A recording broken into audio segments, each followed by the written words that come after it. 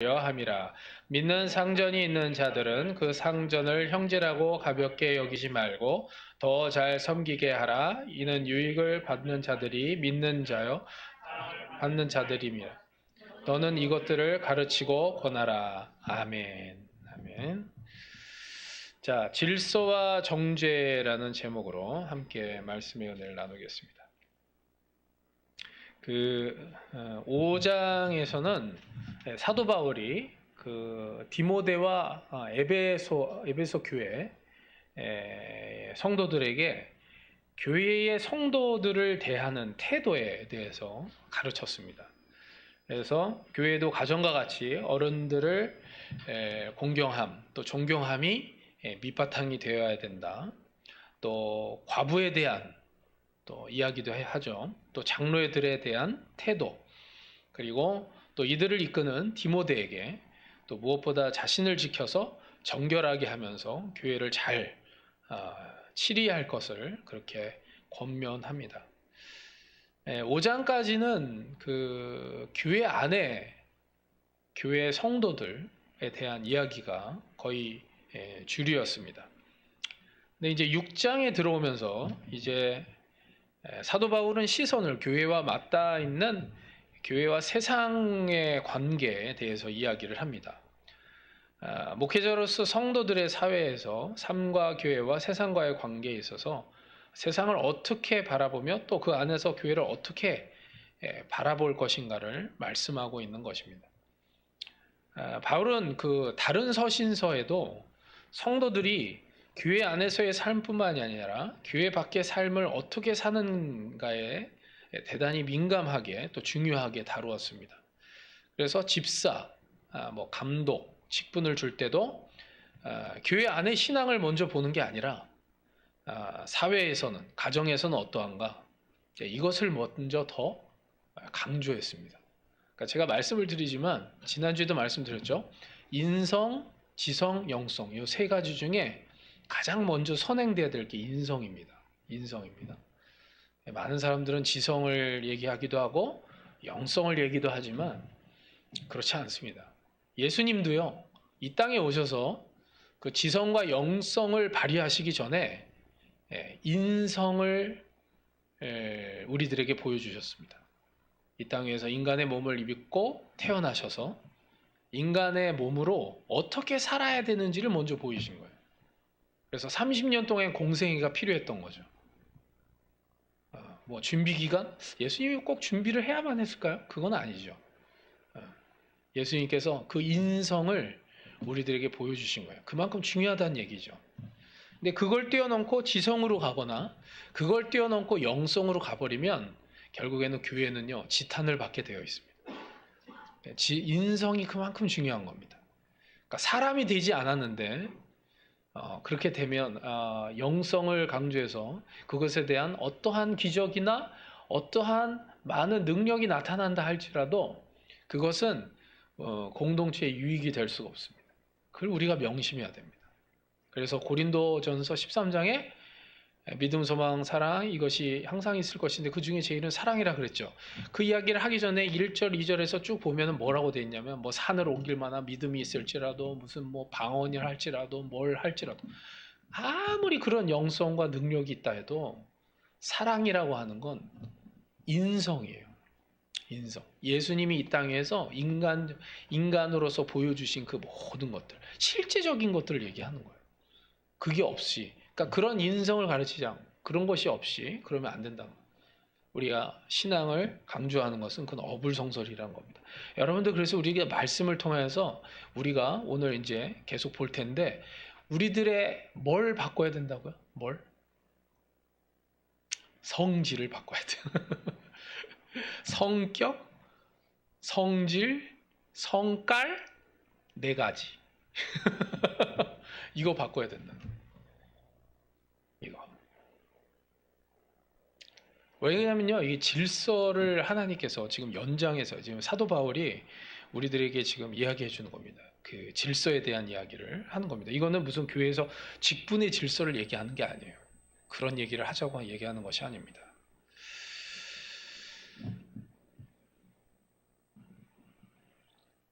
자, 그래서 이제 여기 세상과의 연결된 그러한 성도들의 그러한 모습들에 대해서 이야기를 하고 있는데, 우리가 이제 세상 속에서 이제 그러한 것들을 어떻게 보면 우리들의 인간적인 그러한 모습들, 이런 모습들을 잘 지켜나가고 또 그런 모습들을 우리가 세상 속에 잘 드러내야 될 이유가 뭐냐면, 세상으로부터 성도들을 지킬 의무도 있지만 교회 안의 성도들이 그 삶을 통하여서 세상에 보여줄 그 사명, 그 의무와 책임이 있다는 겁니다. 그러니까 우리가 이것들을 좀 생각하면서 오늘 말씀을 좀 보려고 합니다. 자, 오늘 1, 2절 말씀 2절만 보는데, 그때 당시 로마 그 식민지였던 이스라엘 백성들은, 그러니까 이스라엘 사람들, 유다 사람들이죠. 그 사람들 중에 그 많은 사람들이 노예로 있었습니다. 왜냐하면 그때 당시에 그 로마 식민지 시대 때 인구의 반 이상이 노예였어요. 그런데 이제 그 유대인들이죠. 유대교를 믿는 유대인들도 예외가 될 수가 없었습니다. 그러니까 착취를 당하고 그리고 또 강탈을 당하는 그런 가운데 뭐 살 방법은 노예밖에 없는 거예요. 그러니까 그렇게 해서 들어가서 살게 되는 거죠. 근데 이제 고넬료가 있었듯이, 여러분들 기억하시죠? 고넬료. 이제 그런 사람도 있고 또 그렇지 않은 사람들도 있는 겁니다. 근데 그런 관계 속에서 이 노예로 있는 이 크리스찬들이 어떻게 세상을 살아가야 되는지에 대해서 사도 바울이 얘기하고 있는 겁니다. 근데 이제 재밌는 사실은 뭐냐면, 이제 믿지 않는 경우는 뭐 어차피 믿지 않으니까, 그 주인이 믿지 않는 경우에는 그냥 뭐 그렇게 살면 되는데, 근데 가끔씩 고넬료와 같은 믿는, 이제 여기서는 상전이라고 하지만 주인이 있는 거죠. 이제 그랬을 때 또 어떻게 해야 될 것이냐를 이야기하고 있는 것입니다. 근데 이제 그 믿는 경우에 보면 같이 이제 공동체 안에서는 형제자매의 관계이기 때문에 집으로 돌아오면 주인과 종의 관계, 주종 관계가 되지만 공동체 안에 교회에 가면 이 주인과 종의 관계가 어떻게 보면은 저거죠. 형제 자매의 관계가 되는 거예요. 그러다 보니까 이제 종의 입장으로서 이제 신앙적으로 주인을 보다 보니까 어떻게 됩니까? 어떻게 보면은 이렇게 좀 얕볼 수도 있고, 이 종의 신앙이 더 좋을 경우를 얘기하는 겁니다. 그리고 더 이상 주인으로서의 그 권위를 인정하지 않고 혹시 따른다 할지라도 제도적인 그런 그러니까 어거지로 복종하게 되는 이러한 상황이 일어날 것을 대비해서 사도 바울이 지금 오늘 두 가지로 지금 이야기를 하고 있는 겁니다. 근데 여러분들 아셔야 될 게, 세상 속에든 교회 안에든 똑같습니다. 권위를 부정하는 것은 기독교적인 행위입니다. 이걸 알아야 됩니다. 권위를 부정하는 것은 반기독교적인 행위예요. 예수님이 뭐라고 그랬냐면, 이 세금도 가이사의 것은 가이사에게, 하나님의 것은 하나님께, 이렇게 얘기했어요. 가이사한테 드리지 마, 거기 하지 마, 하나님께만 하면 돼, 이렇게 해도 안 했어요. 질서를 다 중요하게 생각한 겁니다. 그러니까 여러분들이 그걸 잘 생각하세요. 이게 자꾸 세상은 이런 질서를 깨려고 합니다. 깨어가는 거, 질서를 깨트리는 게 세상이에요. 이걸 여러분들이 잘 명심해야 됩니다. 그래서 오늘도 그 어떻게 보면 지난주의 그 설명과 내용과 이어지는 내용입니다. 질서에 대한 이야기예요. 근데 오늘 제목이 질서뿐만 아니라 한 가지 더 추가했죠. 질서와 정죄라는 단어를 하나 더 추가했습니다. 그 내용은 나중에 설명하도록 하겠습니다. 자, 먼저 첫 번째로, 그래서 믿지 않는 상전을 공경해야 됩니다. 믿지 않는 상전을 공경해야 됩니다. 그 신앙 안에서 새로운 눈을 뜨게 된 당시 종들에게 바울은 전혀 새로운 시각의 주문을 합니다. 그러니까 이제 어떠한 연유가 있어서 이렇게 하다 보니까 이제 노예의 신분이지만 예수님을 믿게 됐어요. 그래서 신앙생활을 하게 됩니다. 근데 이제 자기 상전, 주인은 하나님을 몰라요. 그러니까 예수님을 모르는 거죠. 근데 오늘 말씀에는 뭐라고 얘기하고 있냐면 1절에 자기 상전들을 범사에 마땅히 공경할 자로 알지니 그랬습니다. 여기서 그 공경이라는 말은 단순하게 그냥 예 하고 따르고 그냥 이렇게 그런 얘기가 아니라 마치 자기의 부모와 같은, 그러니까 부모와 같이 여기고 그리고 그렇게 따르라는 거예요. 존경하고 섬기고 그리고 따르라는 얘기입니다. 그냥 어쩔 수 없어서 주인이고 종이니까 내가 뭐 어쩔 수 없지, 뭐 주인이 시키는데 뭐 따라야지, 이렇게 인위적이거나 그리고 형식적이거나 그리고 어쩔 수 없어서가 아니라 정말 다른 게 아니에요. 공경, 부모를 생각하듯이. 근데 이렇게 하는 것이 어떻게 보면은 선뜻 받아들이기 힘든 그러한 내용일 수도 있습니다. 잘못된 제도에 순응하라는, 또 수동적이고 비겁하게 보이기까지 할 수도 있어요. 그런데 이제 사도 바울은 1절 후반부에 이렇게 얘기를 합니다. 하나님의 이름과 교훈으로 비방을 받지 않게 하려 합니다. 이렇게 얘기합니다. 그러니까 그 이유와 목적이 어디 있냐면 하나님의 이름에 먹칠을 하는 거죠.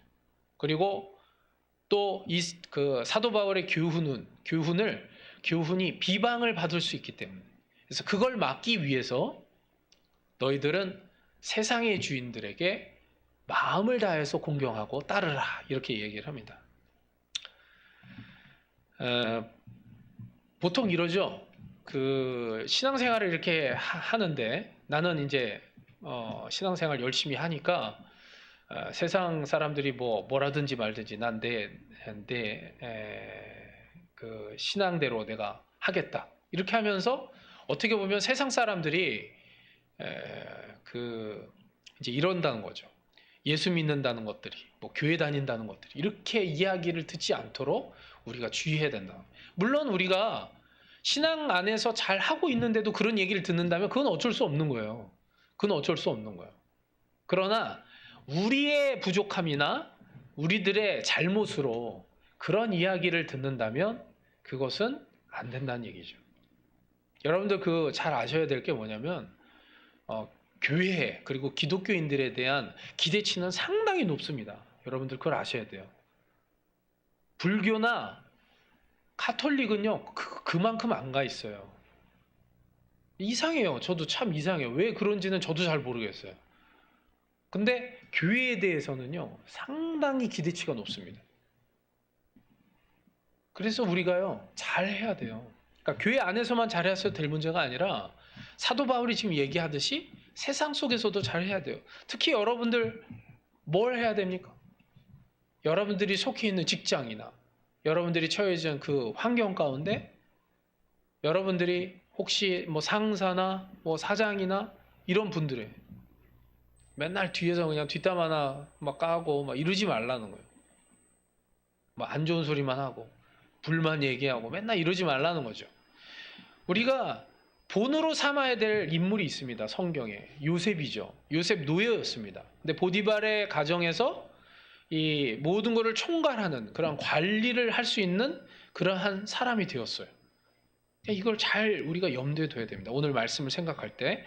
자, 에베소서로 가겠습니다. 에베소서 6장 5절에서 8절입니다.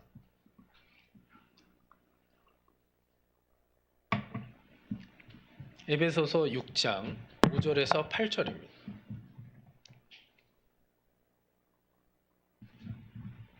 에베소서 6장 5절에서 8절입니다.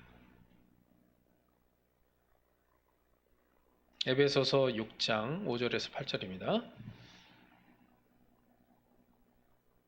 자, 함께 읽겠습니다. 시작. 종들아 두려워하고 떨며 성실한 마음으로 육체의 상전에게 순종하기를 그리스도께 하듯 하라.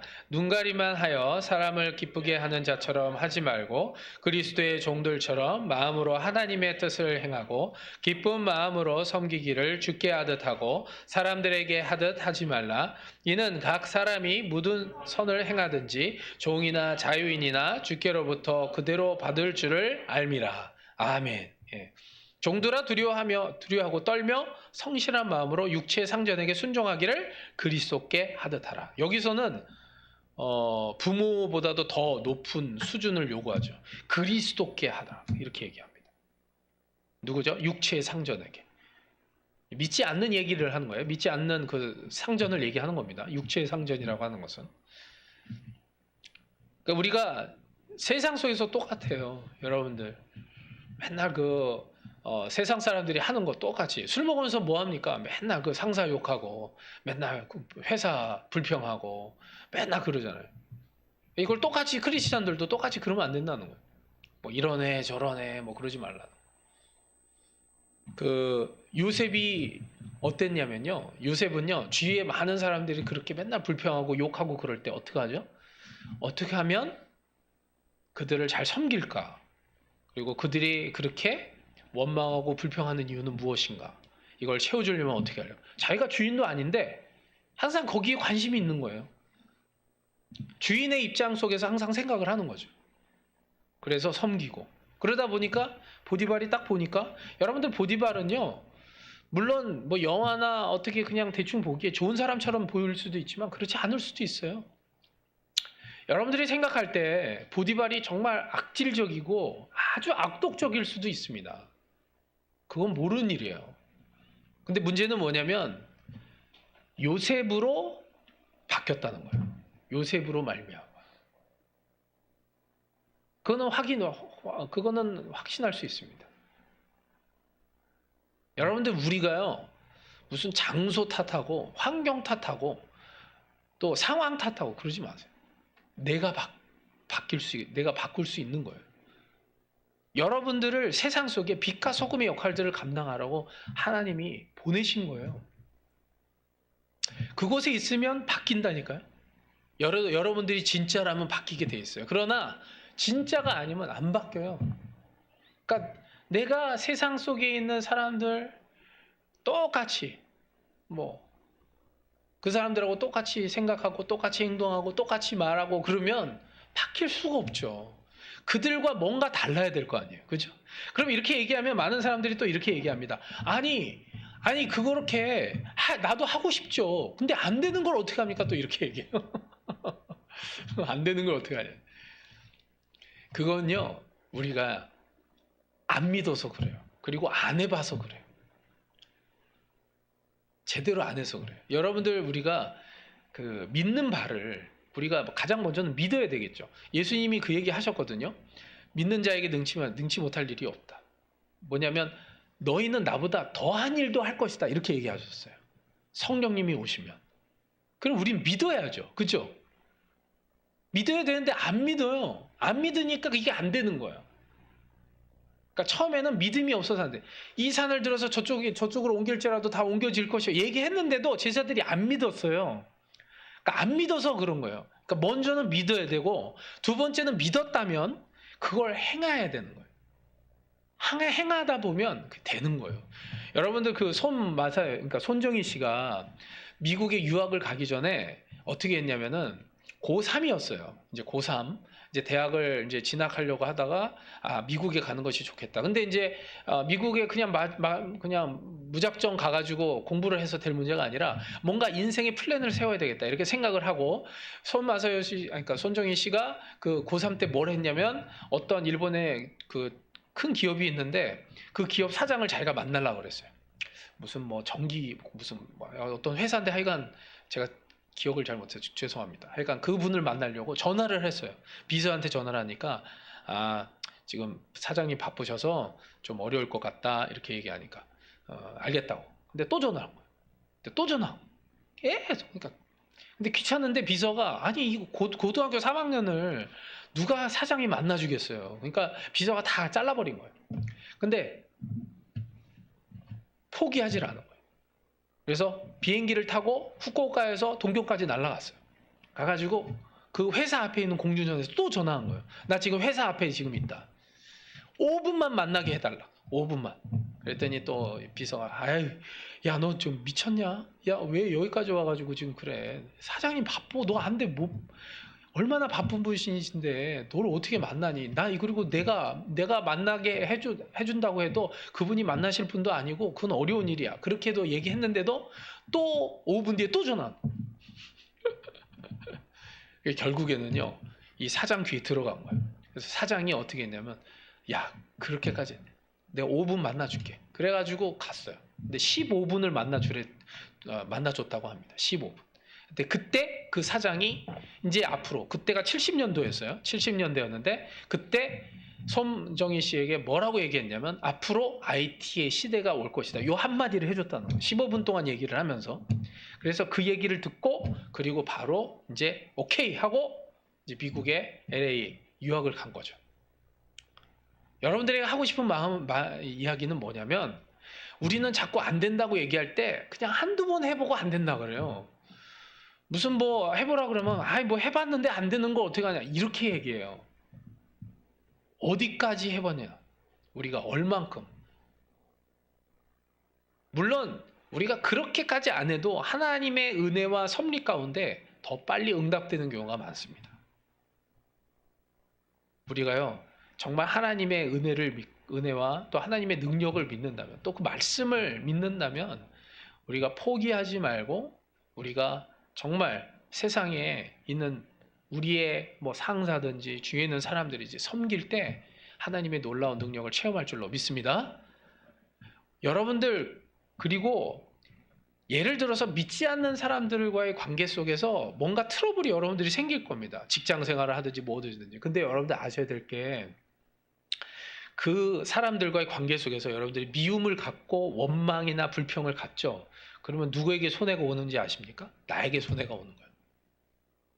정신병 걸려요. 우울증. 막 스트레스 때문에 병 걸려요. 우리 교회도 있었어요. 우리 교회도. 계속해서 막 미워하는 마음.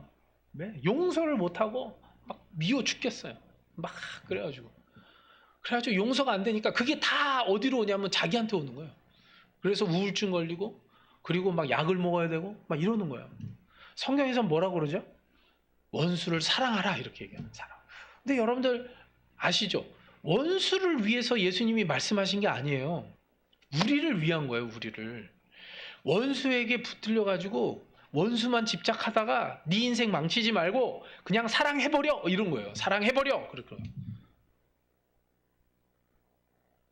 옛날에요 그 동경 얘기인데, 이제 유학생이죠. 아는 분인데 그분이 아르바이트를 했는데 그 사장이 얼마나 못 살게 구렸는지 모른대요. 그러니까 말할 때마다 막 욕하고요.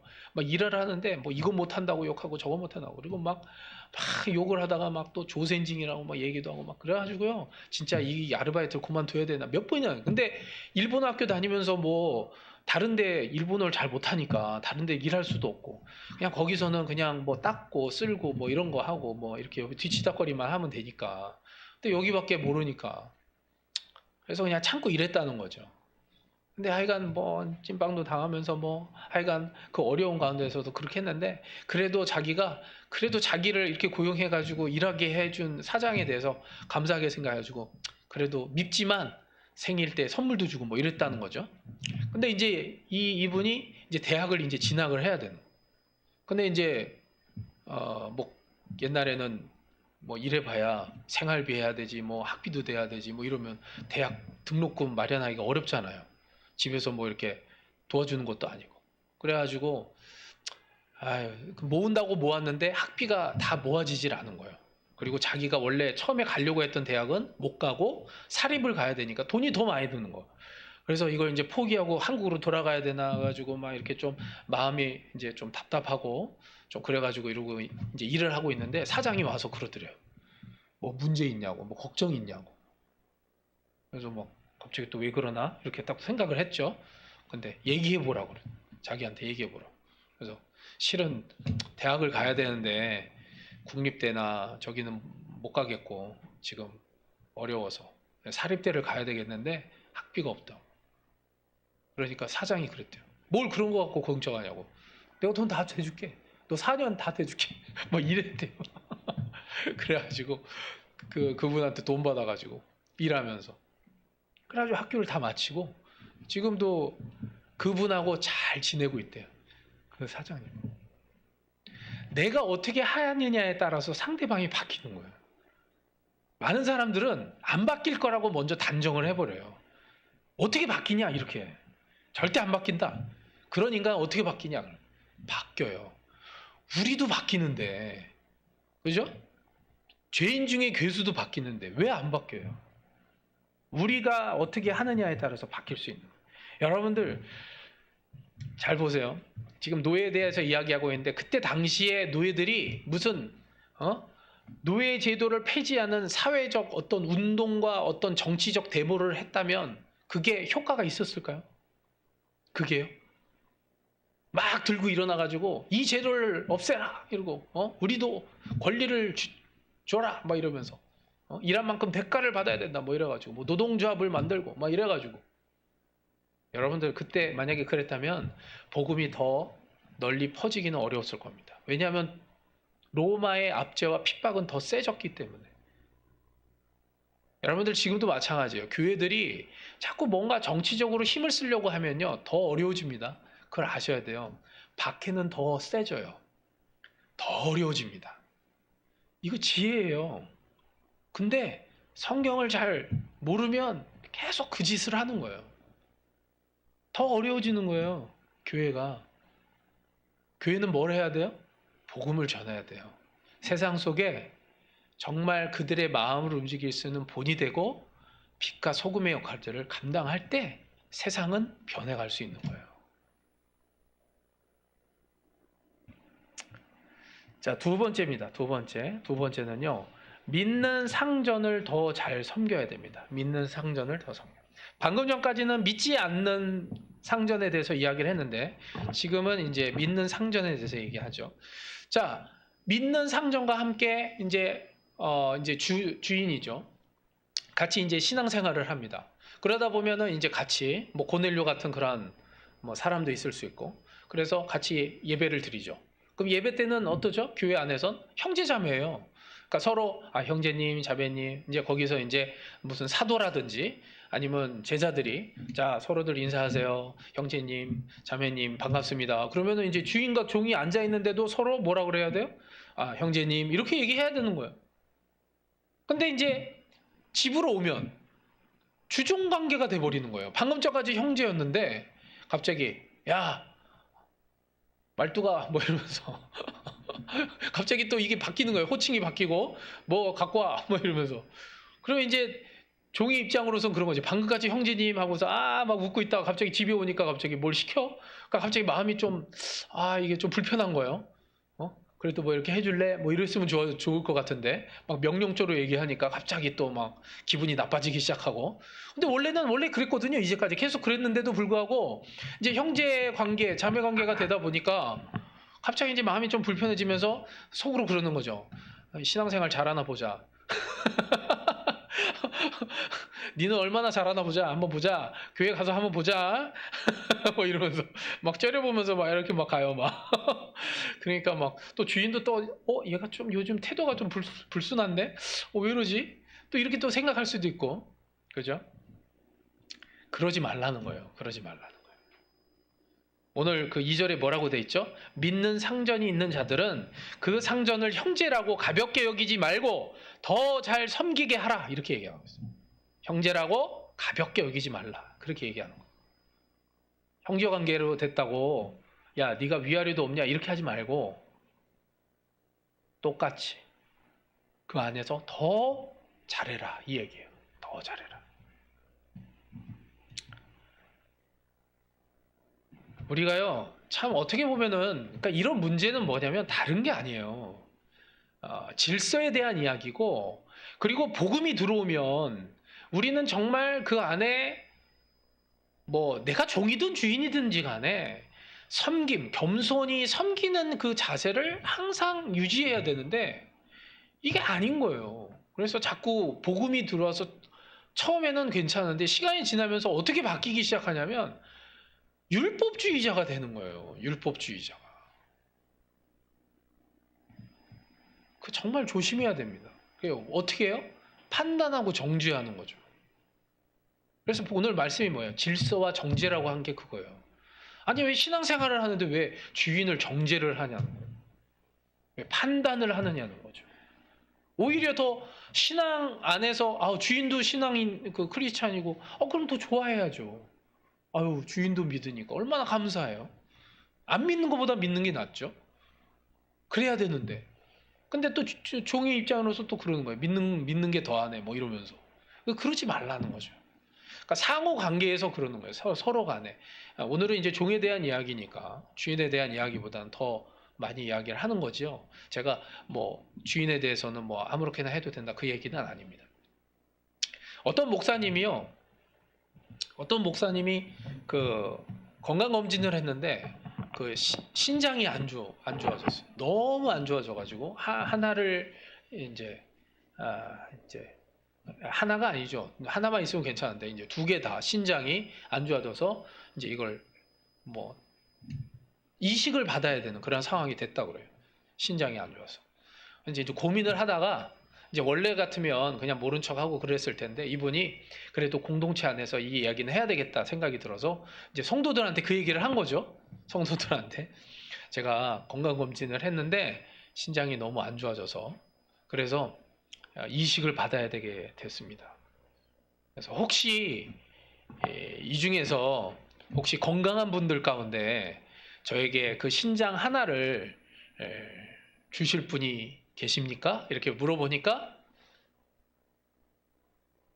갑자기 이렇게 정적이 흐르면서 조금 조용해지면서 아무런 반응이 없었던 거죠. 근데 이제 갑자기 어떤 분이 목사님 제가 드리겠습니다. 이렇게 한 명이 손을 들었어요. 그러다 보니까 또 주위에 있는 사람들이 저도 드릴게요. 이러면서 막 손을 들기 시작하는데 막 엄청나게 막 갑자기 무슨 쓰나미처럼 막 쫙 막 사람들이 손을 드는 거예요. 그래서 목사님이 막 좀 당황스러워가지고 아니 이렇게 많이 안 하셔도 돼. 한 분만 하시면 되는데 그랬더니 아니에요 제가 할게요 뭐 이러면서 제가 젊으니까 제가 할게요. 그리고 저는 어차피 뭐 살 날도 없는데 제가 할게요 뭐 이런 식으로 막 하는 거예요. 그래서 목사님이 하는 수 없이 어떻게 했냐면 이랬다고 하는 거죠. 이렇게 깃털을 하나를 이렇게 딱 들고 제가 이걸 여러분들한테 불겠습니다. 그래서 이 깃털이 머무는 그분이 저한테 주시면 되겠습니다. 이래가지고 이렇게 불었다는 거죠. 여기서 떨어지는데 거기서는 이제 이렇게 근데 후 불어가지고 이렇게 푹 하고 날아갔는데 이제 이 깃털이 이제 가까이 올 거 아닙니까? 성도들한테 이렇게 한 명씩 이렇게 가까이 막 날아가다가 오는데 가까이 오는데 한 명의 성도가 자기한테 오니까 어떻게 했냐면 아버지 이렇게 또 깃털을 날렸다는 그런 얘기를 하더라고요. 뭐 웃자고 하는 얘기지만 제가 이 얘기를 왜 해드리냐면 우리가요 이 신앙생활을 할 때 두 가지 주의해야 될 게 있습니다. 먼저 첫 번째가 뭐냐면 자기의예요. 자기의. 하나님의 의가 있고 자기의가 있어요. 그러니까 뭐냐면 어떻게 보면 신앙생활을 하는 데 있어서 마지못해서 어쩔 수 없이 하는 그런 것들 그러니까 그거 다 뭐예요? 그건 자기를 위한 거죠. 자기를 위한 거예요. 어쩔 수 없이 해야 되니까 하는. 근데 하나님의 의는 그게 아니라는 거죠. 정말 하나님의 입장 속에서 내가 어떻게 해야 될지를 생각하고 행동에 옮기는 것을 하나님의 의라고 이야기할 수 있습니다. 방금 전에 말씀드렸다시피 많은 사람들이 사랑을 실천하는 것이 그렇게 어렵지 않다고 생각할 수 있어요. 생각은 그렇게 하는 거예요. 생각은. 아까 전에 말씀드린 대로 가장 처음에 손을 든 분, 이분도 어쩌면 물론 선한 마음으로 하실 수도 있지만 그렇지 않고 자기 의로 할 수가 있는 거죠. 그러면 주위에 있는 사람들이 어떻게 반응을 하죠? 저 사람만 할 수 있나? 나도 할 수 있지 않나? 이게 뭐예요?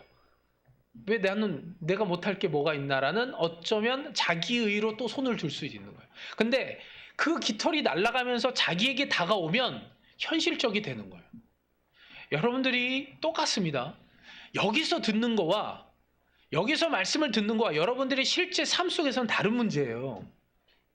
아무리 여기서는요, 이렇게 하면 저렇게 하면 아멘 아멘 얘기하지만 실제 삶 속에서는 주여 이렇게 부를 수 있다는 거예요. 그러지 말라는 거죠. 그러니까 결국에 그 모든 게 자기 의로 만들어지지 않도록 조심해야 되는 거예요. 우리는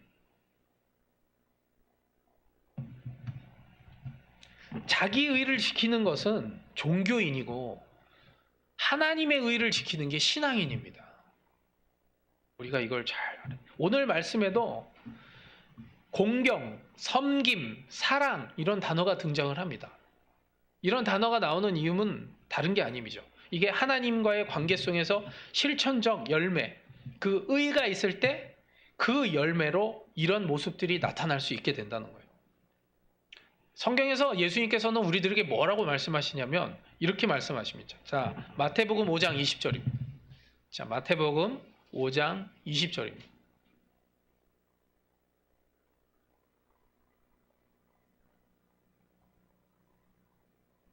마태복음 5장 20절입니다.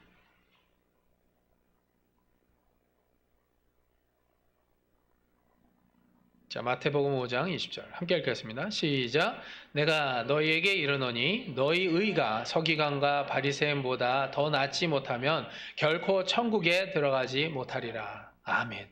바리새인과 서기관들은요, 다 어떻게 했던 거냐면 어쩔 수 없어서 형식적으로 한 것이었어요. 다. 그죠? 율법에 써 있으니까 하는 거예요. 그래서 그걸 지키기 위해서 막 몸부림을 쳤던 거죠. 근데 예수님이 뭐라 그랬냐면 서기관과 바리새인의 의보다 너희가 더 낫지 못하면 안 된다 이 이야기를 하는 거예요. 우리는 그러면 어떻게 해야 되겠어요? 마음으로 해야 돼요. 진짜 전심으로. 그 어떤 율법학자가 와서 물어봤죠. 가장 중요한 율법이 뭡니까? 그럼 너는 뭐라고 생각하냐 물어봤더니 하나님을 마음과 뜻과 정성을 다해서 사랑하고 이웃을 내 몸과 같이 사랑하라 하였느니라. 그래, 맞다. 그걸 네가 지켜라. 그 얘기를 하죠. 그거 얘기하는 거예요. 그거. 그게 뭐예요? 진짜 마음으로 하라는 거예요. 형식적으로 하지 말라는 거예요. 형식적으로 하지 말고. 어쩔 수 없어서가 아니야. 예배를 드리는 거, 뭐 헌금이나 모든 것들. 그리고 여러분들이 다른 게 아닙니다. 이 세상 가운데 보세요. 요셉이 마음으로부터 그것을 하다 보니까 그 보디발의 가정이 바뀌고 그리고 또 그 어디가 바뀌었습니다. 이집트가 바뀌고 나중에는 전 세계가 바뀌는 그런 놀라운 역사가 일어났어요. 한 명 때문에 그런 거예요. 한 명 때문에. 한 명의 그 섬김, 마음을 다해서 하는 거예요. 코람데오로 하나님 앞에서 내가 어떤 자인가를 항상 내가 어떻게 하나님 앞에서 이런 죄를 저지를 수가 있습니까? 라는 코람데오의 삶을 신실하게 살아갔을 때 그 한 명으로 말미암아 우리도 마찬가지예요. 여러분들이 속해 있는 가정과 직장과 여러분들이 속해 있는 그 환경에서 여러분들이 그렇게 형식적이지 아니하고 어쩔 수 없어서가 아니라 마음을 다해서 여러분들에게 주어진 그 말씀과 그리고 사명을 진실로 감당할 때 이곳 나고야 이 일본 땅 세계가 변화될 줄로 믿습니다. 하나님이 그렇게 하신다는 거예요. 하나님이. 다른 게 아니에요. 코로나 시대는 자꾸 누군가를 정죄하면서 살아갑니다. 계속 정죄해요. 뭐 누가 잘못했네. 아우 뭐 누가 잘못했네. 뭐 교회를 정죄하죠. 뭐 어떤 사람을 정죄하죠. 나라를 정죄하죠. 대통령을 정죄하죠. 어떤 총리를 정죄하죠. 어떤 사람들 대표자를 정죄하죠. 계속 정죄합니다. 정죄가 끊이지 않는 이 시대 속에 우리는 정죄가 아닌 그들을 마음으로부터 섬기고 또 그들을 위해서 내가 무엇을 할 수 있을까를 먼저 생각하면서 빛과 소금의 역할로 세상 속에 귀한 예수 그리스도와 같은 본으로 살아갈 수 있기를 주님의 이름으로 축원합니다. 기도하겠습니다. 사랑이 많으신 하나님 아버지 은혜를 감사를 드립니다. 오늘 말씀을 통하여서 다시 한번 우리가 이 세상 속에서 어떻게 살아가야 될지를 우리가 보았습니다. 주종관계 속에서 종의 그 역할이 무엇인지를 이야기하면서 우리가 이 땅 위에서 정말